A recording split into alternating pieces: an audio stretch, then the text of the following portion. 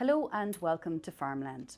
On today's programme, we're going to focus on all things relating to farm safety. Later, I'll be joined in the studio by Christy Doherty, who is Head of Farm Insurance with AXA, to discuss supports for farmers in terms of making their working environment safer.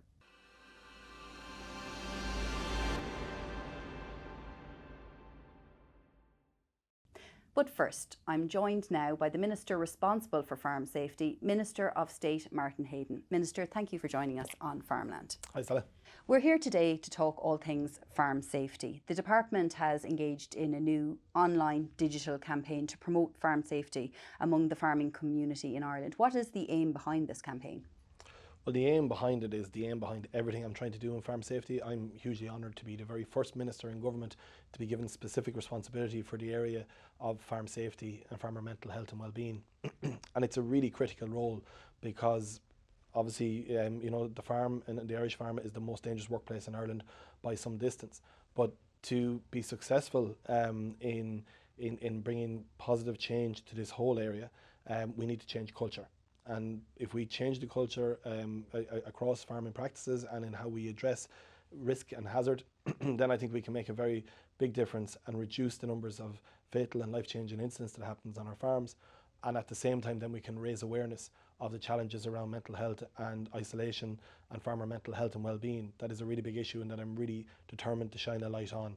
And this campaign, as well as a number of other initiatives that I'm funding through the department, are all part of a solution, because there's not one simple fix for these problems.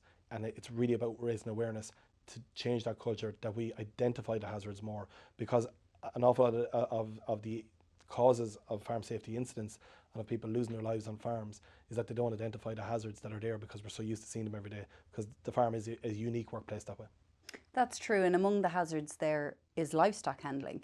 I think 1 in 5 fatal accidents on farms in Ireland involve livestock. I mean, is there, I suppose, a little bit of a complacency there that maybe people need to take the handling of livestock and management and movement of livestock very, very seriously? Well, if you look at the campaign we're running through Agriland, it's very much targeted every month at the specific hazards that are particularly acute at that time of the year. So later in the year, we'll be having silage harvesting, and that'll be very specific. But right now, we're in the middle of calving, and that's why it was right to start with a focus on calving, because maybe we inherently, and I'm a beef farmer myself at home in Kildare, we always take a little bit more care around the bull because we know that, and we're used to the placid cow, but that cow can change when she's just calved. And if there's a dog in the background barking, that hazard can happen. And we know from statistics, we're far more likely to have, unfortunately, a serious incident with a cow than a bull, a cow who has just calved in that instance. So it's about being aware of the hazards, being aware of that change, that cow, who normally for 11 months of the year is quiet, in the right given circumstances can turn wicked. And if you turn your back and if you take that chance, that'll be missing. And similarly, next month or in the coming weeks now, we're focusing on slurry, because this is the time of the year where slurry has been agitated, and we know the risks involved with that from a fumes perspective. And it's again making sure that we have safety as the first thought as we start every job and not an afterthought. Absolutely. And in terms of, I suppose, farm machinery there, we will be coming into contracting season soon. There's an onus on the contractor to ensure that they are as safe as possible, but also on the farmer who's receiving the contractor in, if they have younger members of their family, if they have animals or any hazards that might be in the way, to take cognizance of that now. Yeah, absolutely. And it's also about the working environment in which we operate as farmers. So, that's why a number of specific measures I've put in place has been around financial supports, like the accelerated capital allowance for farmers to make adaptations to equipment and machinery to make them safer. From a physical buildings perspective, we've had €57 million has been drawn down in TAMS for buildings that has effectively made them safer for farmers, and to allow them to handle livestock more safely, to operate machinery in yards in a safer way where there's more space and it's better thought out and planned out. And like 6 million of that specifically has been for farm safety measures of that TAMS money. So in terms of the accelerated capital allowance, it's also about adapting and supporting farmers who have suffered life-changing injuries and who have lost a limb perhaps and want to get back farming. some of the measures on the accelerated capital allowance are for adaptive measures, that they can adapt tractors to hand controls instead of foot controls, hoists for people in wheelchairs, and such measures to allow them get back there as well. So there's a range of supports that are there, but it's about supporting farmers in what they're doing and helping them to do it more safely. The HSA, the Health and Safety Authority, has previously come out and said that a number of the farm fatalities in this country are disproportionately with older people. And there might be a generational gap there of farmers doing what they've always done and feel that they are comfortable in what they have always done. Do you think that we need perhaps to get a stronger message across that sometimes the way that things have always been done is not the way that they should be done anymore? Again, I think a lot of the causes of why farming and agriculture is so dangerous and is the most dangerous profession by some distance. Only 6% of the entire workforce in Ireland are farmers, yet we account for 50% of total workplace fatalities over the last 10 years. So, farmers are 7 times more likely to die than if they worked in another profession. And those statistics are mind-blowing, and in some ways we've nearly got used to them and nearly just accepted that. So that's where the change of culture is absolutely critical, that this is unacceptable. And when we look at the breakdown of those figures, 2/3 of those fatalities over the last 10 years have been either in the very young, in children, or in the very old. 11% have been children under 18, and 46% plus has been over the age of 65. That's reflective of the fact that agriculture is different to most other sectors, that most people retire at 65, 66. We have an awful lot of farmers that are continuing to farm into their 70s. And in some instances, that's because of income, and the next generation aren't taking it on. And it's why, being mindful of those challenges that are there, farmers trying to undertake jobs on their own that are really 2-people jobs, and that labour shortage and the challenge that we have in that area, it was why it was so important in our latest 10-year food strategy, Food Vision 2030. For the first time, we have a real clear focus on farmers' well-being, and a farmer being at the focus of that, because in Food Harvest and in Food Wise, there wasn't enough focus on increasing our output, increasing the economic value of our produce. Put a burden on farmers, and to be mindful of that we need to support our farmers in how they do that, and in how they can farm more safely into the future. We would get a lot of anecdotal stories from the farming community, particularly at the moment in light of the current world circumstances and the rising inflation figures and the rising cost of inputs, that farmers are struggling at the moment to make ends meet, to pay bills, to pay feed bills, grain bills, whatever it may be, and are now considering, or have already done so, where they've had to let farm staff go because they just simply can't pay all of the bills every month. In which case, they may not be able to carry out all of the work that they want to do, or they're trying to do it alone, which would raise concerns then about, I suppose, safety. Are you concerned that that might become a trend where the labour shortage and the fact that some farmers can't take on the extra staff anymore may cause a bit of a pressure point there for them? Labour is a problem all across the economy, and we see it particularly in the dairy sector, where people have expanded and haven't been able to access the extra staff that they need for their dairy expansion, and then in other farming enterprises maybe can't afford to pay for that extra help that's needed. And then you get maybe older farmers dependent on the son, daughter or nephew being home on the Saturday from college to give a hand with that job, and if they're not around, then does that job try to get done on its own? This is a challenge for us, but also the isolation of being farmers there. So we, farmers working in isolation mentally is not good either, because all of those stresses and strains and we know too well that the stress and strains associated with agriculture, their income, their weather, their worried about your livestock, worried about your crops, that all piles in, and if you're on your own, then that isolation, you don't have anyone to share it out with. That's a real challenge. But in terms of the labour side of things, we have allocated work permits for non-EU nationals for the sector, and that's something that will be looked at further, and trying to give supports to farmers there in that area. But obviously income is a key driver of the challenges in this area, and rising input costs is a big concern, because that puts additional pressure onto farmers. Last year it was great to hear that the farm fatalities went down, and more than half I think last year, which is great, but it was still 9 deaths, which is 9 deaths too many. Do you have a concern, however, that out there some of these incidents are not reported, near misses for example, or accidents on the farm that they didn't report to the HSA and just went into the hospital and got stitched up? There could be a lot more incidents out there than we actually really know about. Yeah, like, near misses aren't reported, because farmers probably don't count them to be as close a brush as there are. But the more near misses you have, statistically, the more likely you are to have bigger issues there. Um, you know, every year, on average, over the last 10 years, 20 people have lost their lives in Irish farms. And we actually had a recategorisation of a fatality last year. Earlier this year, it was recategorised as a farm fatality, so we're actually up to 10 is the official figure for 2021. That's still 10 too many. It's still 10 families, 10 communities completely devastated by a loss that that they'll never get over. But it is a trend that we're heading in the right direction, and I'm determined that this year that we don't go back to those 20 figures, and that we don't go anywhere near that, and we can keep this down absolutely as low as possible. And that's where the change of culture comes from, and that's where it's absolutely critical. And being mindful of whether it's near misses, or we also probably don't put enough focus on life-changing injuries. There's a lot of people who have very significant injuries occurred in farm safety incidents and who don't lose their lives, but whose lives are changed irreparably afterwards.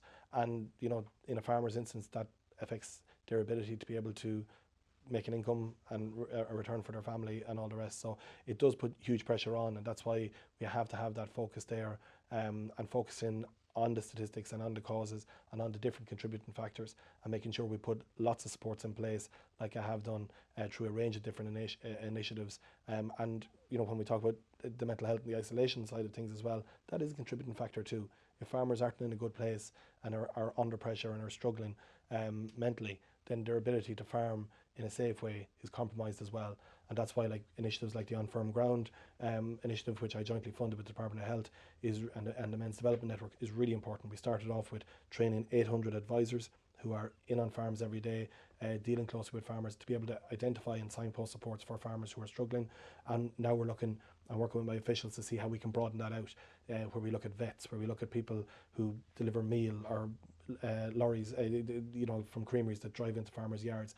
Wherever there's a contact with farmers, we need to make sure the opportunity isn't missed to identify, where farmers are struggling. And that's why I was really glad then to support the initiative with dairy industry, where we have Samaritans numbers and contact details put on every creamery lorry.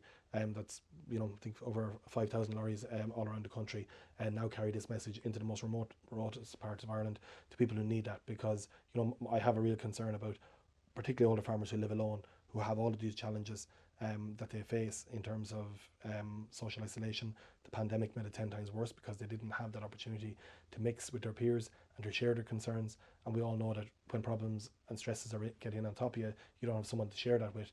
That makes them feel much worse. So where there are supports there, we wanted to signpost them and direct farmers to them. Absolutely. It's a difficult thing to admit when you need help for anyone in this world, and probably even more so for farmers, because they always have been a community that keeps going because it has been necessary to do so. We have to provide food to the world, and the agricultural community has always kept going.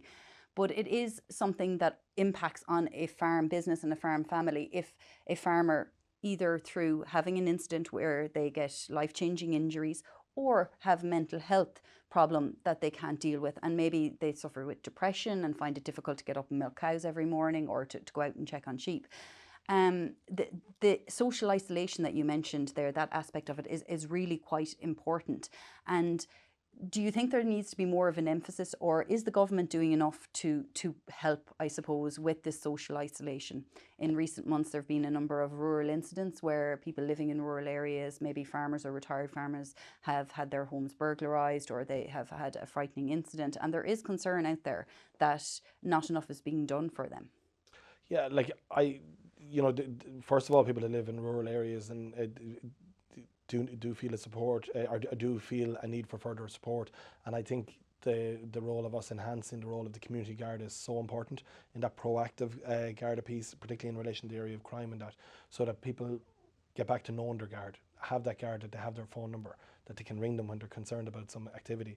And also the likes then of our our community text alerts and that are really become very prevalent. This is about communities supporting each other, and that's where I'm coming from as well, in terms of farmer mental health and well-being. That farmers don't feel isolated, that they know that they are supported and that they have people to talk to, and that we support communities. So, you know, in my initiatives around innovation partnerships, the EIP model, this is very much about farmers, us not dictating to farmers, but farmers and communities coming up with ideas and initiatives from the ground up. And through a 1.8 million euro fund, I'm supporting 8 of these projects now, through where we'll closely monitor how they develop in their local area, these locally led ideas that cover a whole range of areas, from succession to isolation, the challenges around suicide, to farm safety, specific initiatives to preventing further farm safety incidents. And we'll get great learnings from a number of those projects, and we'll be able to expand some of them out and make them more nationally, where we see the elements of them that work really well. And that's a really good model that has worked well in the environmental sector previously, and I think it's really well suited to farmer safety and farmer mental health and well-being, and that's really, really important. So there's a number of initiatives there that I think will show real results and fruit in the coming years. And Minister, I know that, you know, I suppose you mentioned earlier about changing the culture, and we do have a culture in this country. I mean, I won't lie, I'm on the road regularly. I'm from a rural area. I see questionable 16-year-olds driving tractors. You'd have to question whether they're 16 or not. And that's life. That's life in rural Ireland. And, you know, people who are from a farming background, they're brought up, you know, feeding calves and lambs since they're knee-high to a grasshopper. So how do we change the culture around that, where, you know, we can't always do what we always did, and that we start to think more about, I know you're a farmer yourself, you're a father yourself. How do you implement measures into your farm at home that you know will keep your family and your children safe? Stella, I do believe it's an evolving situation. So if you take me now in my early 40s, having been born and raised on a farm, 35 years ago I was pleading with my uncle, who let me up on top of the load of bales. Me and my cousin hit every branch on the road on the way going. That would not be socially acceptable. I sat on top of the pile of turf on the way home myself. Exactly. In the back of the trailer. We all did. I would argue that wouldn't be socially acceptable today. And if someone was seen doing that, to be a phone call going into Tuesday, you know, saying those parents are being irresponsible. So I do think culture changes as we go, and we maybe don't always spot it at the time, but there's always more we can do. And if, you know, at home with me and my kids, one of the big things I had to try and do was identifying the hazard that once the kids go to the farmyard, they're lost into a dangerous place, and to try and set parameters to say that's not a safe place for you. So for me, I was lucky enough to have a garden at the back that's the other side of the house, and to say, if you're going to tell kids they can't play there, you have to tell them where they can play. Otherwise, you know, you're not going to stop them. So, you know, we put a bit of a focus on the back garden, put a trampoline and stuff in there, and that there is a space there that we can kind of watch them. They're very small still. When they get older, they'll outgrow that back garden. But for now, that was a way of us trying to identify that. But I do think culture is changing all the time, but there's always more we can do. And that's why I'm delighted I've partnered with AgriAware on the Safe Schools programme. They set up a pilot last year that I thought was fantastic, and we've expanded that out now for this year.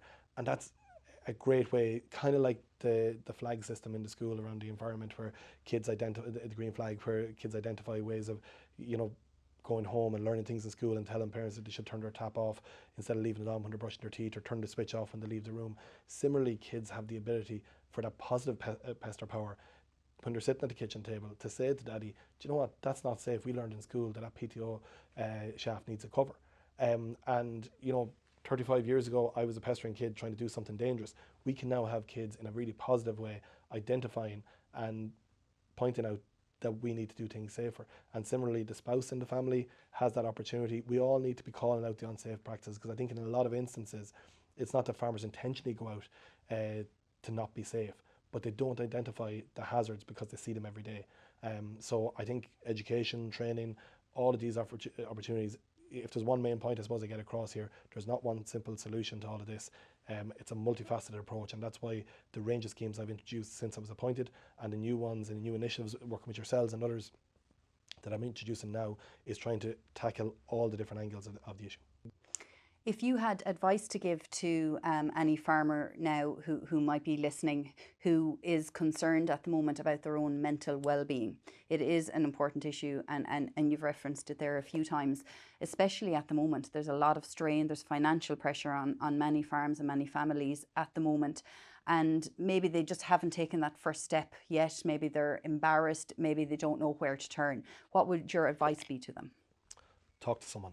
That is the most important thing. If you look at on firm ground, we identified, I had farm advisors coming up to me saying, I've been on farms, I've noticed the farmer I normally deal with is not the same person, they're under pressure, and I've left not knowing what to do and felt bad about that, and it went home with them that evening thinking about it.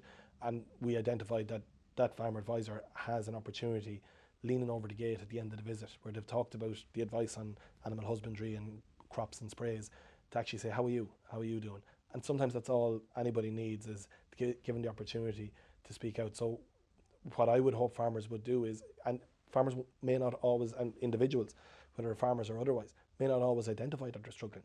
They mightn't identify that their downness is actually that things are getting in on top of them. But in any instance, I'm trying to make sure that where we have anybody engaging with farmers, that they get the opportunity to signpost supports that are there, to draw out that question, to get that conversation started, because that's the first step for everybody. And for farmers who are feeling that things are getting too much for them, pick somebody that you know and trust, and maybe not somebody that you're too close to, somebody that you just feel you can say it to, and say it, and you'll feel a burden lifting. You'll realise there's support there if you need more help and support. You know, our GPs are great as well at kind of identifying and signposting the supports that are there. We don't need to reinvent the wheel here, but we do need farmers, and we do need everybody living in isolation or otherwise who is feeling under pressure and feeling down, that to say that they don't feel okay. And it's a, believe you me, it's a lot easier to say that in Ireland today than it was 5-10 years ago. So it's not the taboo that it was before, and identifying it and putting words to it is by far the most important thing to do. Finally, Minister, you were given the farm safety portfolio, and you know, obviously you've had it now for some time. We've seen that you've been very passionate about this particular part of your portfolio. What would you hope to achieve, I suppose, by the end of your term in this particular role? You know, we can get caught up in statistics, and behind every statistic is real people, human lives. The biggest thing I want to be able to achieve by my time finished in this role is a change of culture, and having played my part in leading a range of initiatives that actually means that culture has actually changed across how we do things in agriculture, and that we've driven those figures down and changed agriculture away from being as dangerous a profession as it is in Ireland now. You know, in politics you get involved, you work in a range of different areas in your constituency, if you're a minister in specific areas, but I don't think there's any greater responsibility than being given over an area where you can potentially change people's view of things and save lives and reduce the amount of people that are suffering life-changing injuries. So it's a huge honour, but it's also a big responsibility, and it's one that I take really seriously. And I think, you know, we've seen a great reaction from all across the farming organisations, from the likes of Embrace, from AgriAware, Agriland, all the different media outlets who are giving this the promotion that it needs. It's really, really important, because we want to you know, make that change. This is a journey we're on together. This isn't about me, but it's about me and my role facilitating that change and supporting communities and agriculture communities to do that. But I think we can do that, and I think we're heading in the right direction. But this year, in terms of us not being complacent, it's really, really important that we build on a bit of momentum that came last year, and that we focus and double down our efforts even more to make that change this year. Minister, thank you for joining us on Farmland. Thanks, Stella.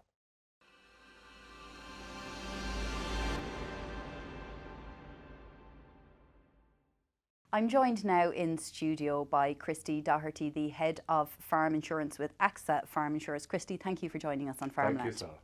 We're here today to talk about farm safety. It's such an important element of the agricultural industry and rural life. But first of all, let's go to AXA Farm Insurance. AXA Insurance was never really in farm insurance a long time ago. How did it get into the market?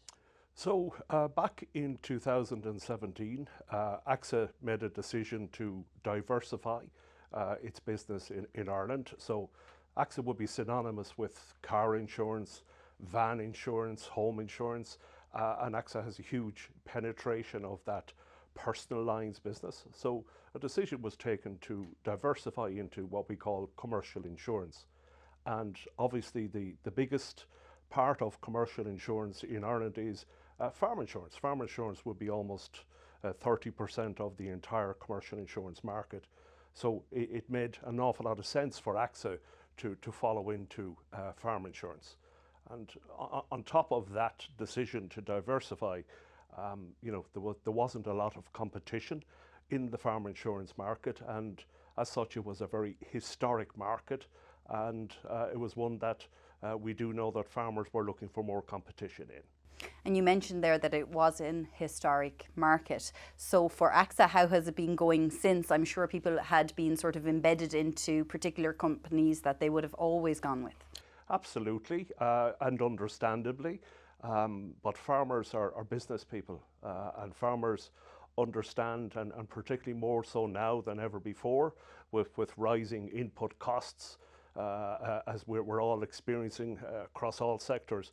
Farmers welcomed the competition because it brought change, and it brought, I suppose, a heightened alertness to prices, covers, and service within the insurance market. So what we did to get into the space was probably the most important thing. We conducted a lot of research with farmers up and down the country.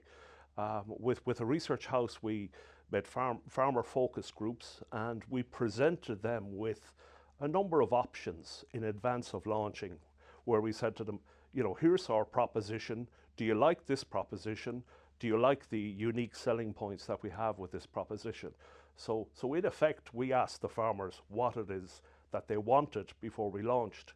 And thankfully, that really helped our success and helped us to achieve the situation we have today, where we have over 27,000 farmers insured with AXA. So what provoked AXA then to join in a campaign with the Department of Agriculture, Food and the Marine in terms of farm safety? Farm safety has to be top of mind, and farm safety in Ireland is one of those topics that it has brought unnatural grief to farming families over the last number of years. The most important asset on any farm, despite what farmers think, it is the person, it is the human being, the family member, and you know, it is incumbent on any insurance company who's involved in risk management that we would support farmers and farm safety to ensure that we get the right messages out there. I suppose, Christy, from your point of view in an insurance company, the less claims you get, the better, particularly when it comes to the likes of farm insurance, be it a fire or a farm accident and so on. Is the campaign important to you to lower those claims, I suppose, just to protect farmers and their families? The key thing is to have farm safety top of mind, to make sure that farmers understand the risks. And I do believe farmers out there do understand the risks on farms got to do with machinery and livestock, but it's how we gently remind them again and again to, you know, take that extra minute or two, and particularly for the part-time farmer and the elderly farmer, that they take that little bit of extra time when they're doing something. So it's all about a little bit more consideration and pace about your work, and to balance that with the need to get a job done on the day. So in this campaign, with the department and with Agriland, what we're doing is we're approaching this farm safety campaign that little bit differently, in that this is a digital campaign, and it's a digital campaign with farmer involvement. So we're videoing farmers in terms of, you know, their learnings, and we've already put a campaign out there with Jim Mulhall on a dairy farmer down in Kilkenny, and you know, it shows how it resonates with the farmer and what the learnings are. And I think it's a very real experience, and it's like anything, if we could save one life and prevent one accident, we will have achieved everything in this. So would the expectation be to bring down those numbers, to bring down accidents, to bring down fatalities? To do what we can in reducing the numbers. We do know that last year's farm fatality numbers fell by almost 50% on farm, but it is to continue that. One life lost on a farm is one too many. So it's important that we protect the farmer and their family, and they avoid you know, some of the misfortune that has happened to families that have gone before them. And Christy, what advice would you give to farmers and farming families who maybe this year found it very, very tough to afford the premium for farm insurance, or it might have slipped, or they have parts of the farm that might have insured? And how important is it to have that security blanket, I suppose, in place? It's absolutely essential that farmers review their insurance every year. farm insurance, it's a contract, it's a legal document which, you know, provides cover in the eventuality of something terrible happening on the farm. The most important thing a farmer can do is to make contact with their insurance company to satisfy that the covers that they have are relevant and that the values that they have on their private dwelling house, their outbuildings, their livestock are relevant, because farming changes from year to year, from season to season. So it's critically important to have a review done, because, for instance, you might be paying too much one year versus the stock levels that you carry the following year. So, and the other thing that's happening obviously at the minute is with inflation and the cost of timber and steel and concrete rising, it's now more important than ever before for a farmer to ring their insurance company and to say to them, in terms of the values of on my outbuildings, I'd like to increase them. So that's one strong piece of advice I'd advocate for farmers. And the thing is, farmers should realise that the cost of doing that it's a very small fraction of the overall cost of reviewing your insurance. So it's important to have the baseline correct. And Christy, in terms of approaching an insurance company or organising that farm insurance, which is so important, a lot of farmers that I know certainly can be put off by the process, and sometimes a lack of understanding within organisations of the various facets of farming and what it entails. So, you know, how can AXA support those farmers, and have you a good team there who would be knowledgeable in the area? It's a very good question, and the thing to bear in mind, I'd put it this way, is in terms of a spend of 1 hour by a farmer in a week, the spend of 1 hour on farm insurance could be worth a multiple of what they would achieve in savings or growth in other areas. So to answer the question, we have made it very easy for farmers to do business with us. It just requires a telephone call to our Agri Centre in Athlone, where our team of in excess of 20 agents are based. And this is a team of very expert and experienced people in the whole area of farm insurance. So once we get that call, we will manage the process very easily from there for the farmer. We can produce a quotation very easily, very quickly, and in addition, we can service that business on farm to satisfy that all the sums insured and the covers are correct. So the point is, it's a very easy process to change. It's a very easy process to get your quotation, and we will certainly make it worth your while. And finally, Christy, I'll just ask you, in terms of people approaching at a time of a claim, approaching a company, and nobody wants to have to make a claim, no one wants an accident on farm, everyone wants, you know, the highest levels of health and safety. But I suppose with you getting involved in this digital campaign with the department and with Agriland, the aim, I would imagine, is to just ensure that we are supporting the farming community to make sure that every risk is minimised, and all measures taken on farm are there to try and support and protect those working on the farm and the people who live on the farm. Certainly, the purpose of the campaign is that we will be producing digital videos that will reflect where claims and where accidents have happened in the past. And we will be utilising farmers with their experience and knowledge to share with farmers out there the hazards that do exist, the things that need to be brought to bear before you do a task, before you go out spreading fertilizer, go out spreading slurry, in terms of agitation, all that whole area. So our campaign will be geared around producing videos that will inform the farmer of the hazards and where they need to be more careful. That's really important to us. In relation to the claim side of things, in AXA we're really proud of the service that we offer farmers, and I think the best reflection of the claim service we offer farmers is the retention of business that you have.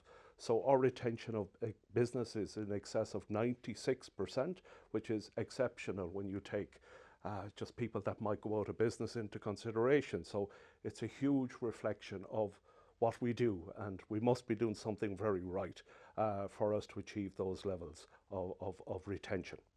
Christy, thank you for joining us on the programme today. Thank you very much. That's it from Farmland for this episode. Thanks for tuning in. Until next time, be sure to stay up to date with all the latest agricultural news at agriland.ie and at the following links.